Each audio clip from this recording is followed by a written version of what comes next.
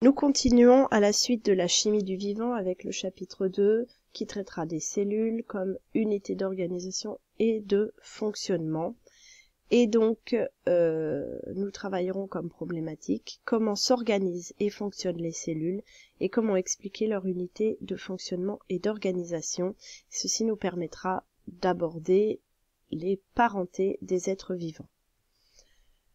Nous commençons avec l'activité 1 de votre TP4 qui vous sert d'introduction sur les niveaux d'organisation du vivant.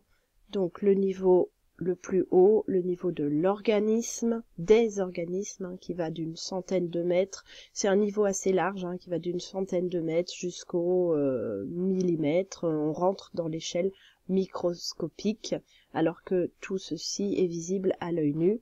Donc le niveau des organismes, le niveau des organes, puisque les organismes sont constitués d'organes.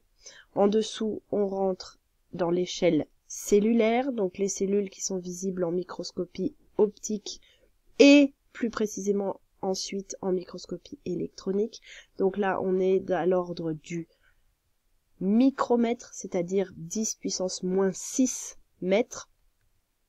Ce sont les cellules. En dessous, on rentre dans le niveau des organites cellulaires. Donc on est à l'échelle du micromètre et de la dizaine de nanomètres. Puis nous avons l'échelle des molécules dont on a parlé, les molécules organiques, les protéines, les lipides, les glucides.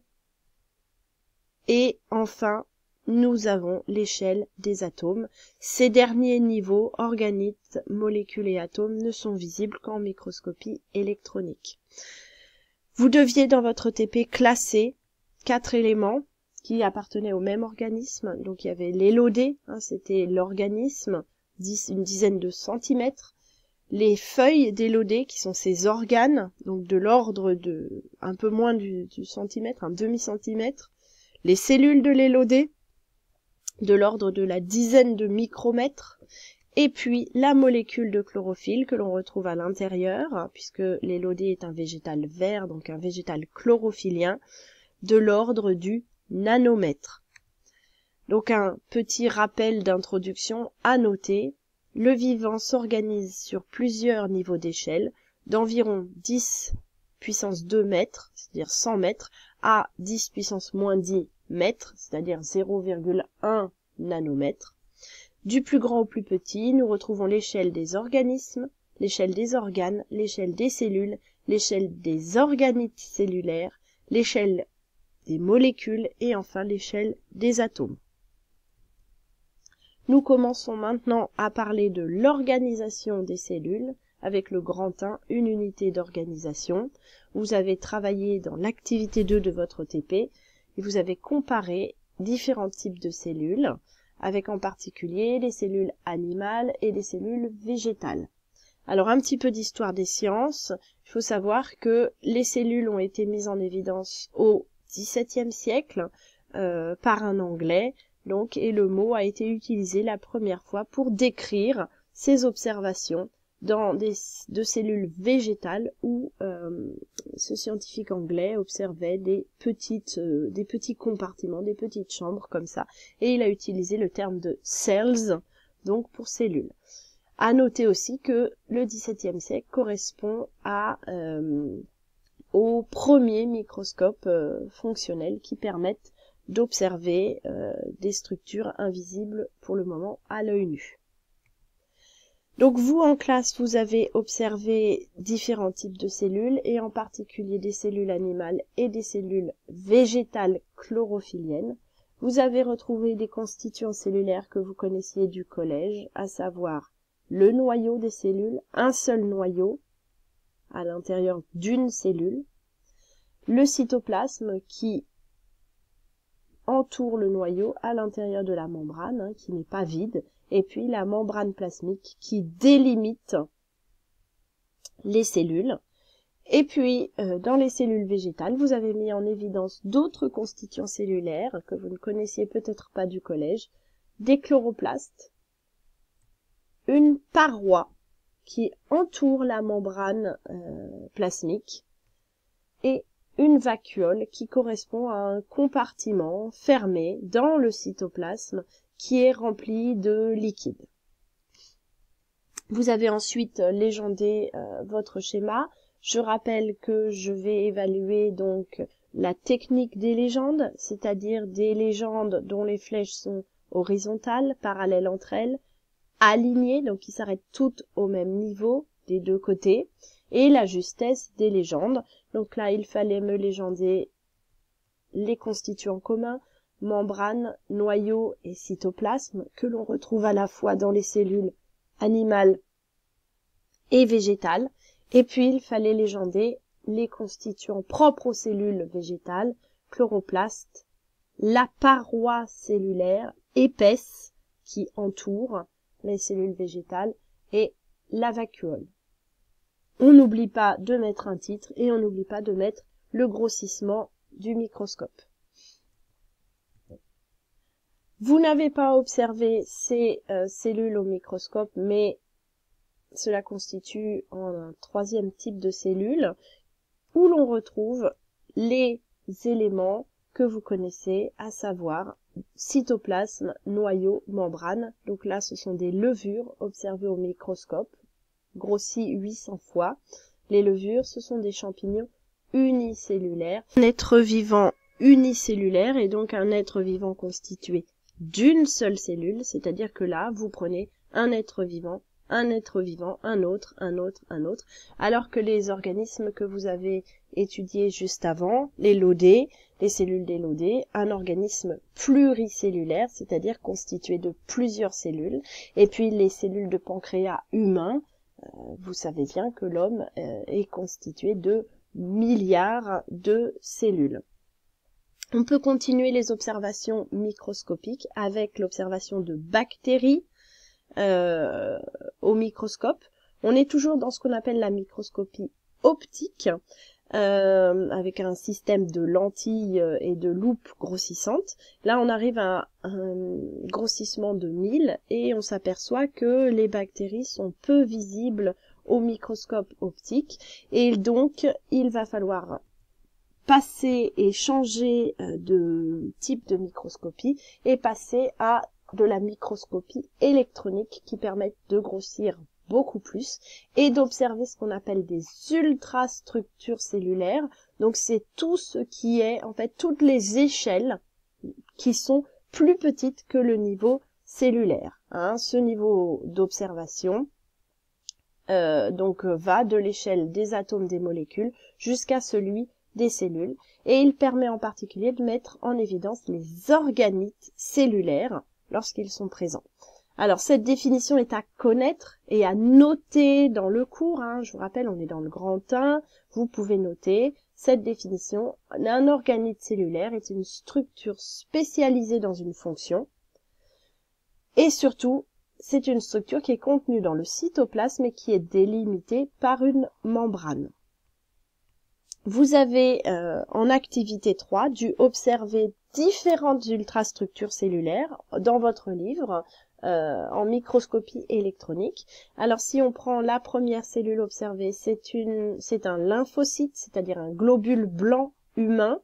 On retrouve la membrane plasmique, on retrouve du cytoplasme en vert. On retrouve le noyau avec des constituants à l'intérieur du noyau dont je ne vais pas vous donner les noms pour le moment. Et on retrouve un type d'organite cellulaire, donc compartiment fermé dans le cytoplasme. Ce type d'organite cellulaire, vous n'en avez jamais entendu parler pour le moment, s'appelle des mitochondries et leur fonction est de participer à la respiration des cellules. Les couleurs que vous observez là sont des fausses couleurs. C'est une image donc recolorisée suite à l'observation au microscope électronique T pour à transmission. Si on observe une cellule végétale, donc au microscope électronique, la cellule est ici, j'en fais le contour pour vous apprendre à reconnaître. Vous avez son noyau qui est là, la vacuole qui est ici et les chloroplastes qui sont localisés ici, qui sont très gros, et vous avez une petite mitochondrie ici. Donc je rappelle, mitochondrie joue un rôle dans la respiration cellulaire, les chloroplastes, compartiment fermé dans le cytoplasme, donc c'est un organite cellulaire qui lui joue un rôle dans la photosynthèse. Voilà.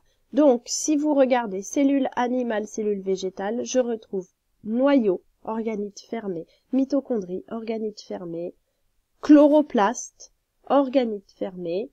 Donc, on va retrouver tous ces éléments vont constituer des points communs entre les cellules, même si on est dans un cas dans une cellule animale et dans l'autre cas dans une cellule végétale. Si nous continuons avec les levures que vous avez observées tout à l'heure, on va retrouver donc une paroi avec une membrane, le noyau à l'intérieur, donc encore un compartiment fermé. Vous retrouvez des vacuoles, vous retrouvez des mitochondries, donc un organisme qui respire, respiration cellulaire. Donc encore une parenté avec les deux autres cellules précédentes, puisque on retrouve des organites cellulaires dans le cytoplasme. Ce qui n'est pas le cas dans cette dernière observation de bactéries.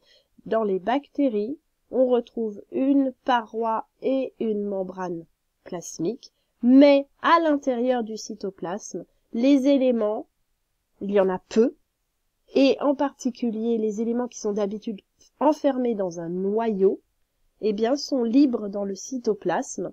Et donc, cette particularité va constituer en fait un groupe à part, un groupe qu'on va appeler le groupe des prokaryotes. Alors, vous aviez un tableau à remplir avec la présence ou non des organites cellulaires. Je complète rapidement en fonction des éléments qui sont présents. On va pouvoir regrouper les êtres vivants dans des groupes de parenté. Donc là, on constate que la présence d'une membrane plasmique et d'un cytoplasme concerne tous ces éléments, donc on va les mettre tous dans le même groupe, mais que la bactérie ne possédant pas d'organites, noyau, mitochondrie, cytoplasme, elle va être isolée de ces trois êtres vivants-là, élodés, hommes, levures, qui vont constituer un groupe présentant des organites cellulaires et un vrai noyau fermé, donc ce groupe qu'on va appeler le groupe des prokaryotes et qu'on va opposer aux organismes qui n'ont pas d'organites cellulaires et pas de noyau fermé, qu'on va appeler les prokaryotes. Cela nous permet d'obtenir ce type de document avec un arbre de parenté où on voit des événements évolutifs apparaître, membrane cytoplasme, puis apparition du noyau, puis apparition des chloroplastes, le groupe des eucaryotes, qui possèdent donc un vrai noyau, et ici, à l'intérieur des eucaryotes, le groupe de la lignée verte, des végétaux verts, qui possèdent des chloroplastes, alors que l'homme ou la levure n'en possède pas. Et on va retrouver ce qu'on va appeler des ancêtres communs, c'est-à-dire ici, 1 est le dernier ancêtre commun entre les bactéries et le groupe des eucaryotes. Ici, 2, on ne connaît pas son nom, est le dernier ancêtre commun entre l'homme et les végétaux verts. Donc voilà comment se lit ce type de document et ce que vous aviez à compléter dans votre TP numéro 3. Ce qui nous donne le bilan suivant. Toutes les cellules sont délimitées par une membrane plasmique qui constitue une frontière entre le cytoplasme et le milieu extracellulaire. Cette unité d'organisation des cellules de tous les êtres vivants est un indice de leur parenté, mais on va quand même distinguer deux types de cellules en fonction de leur organisation.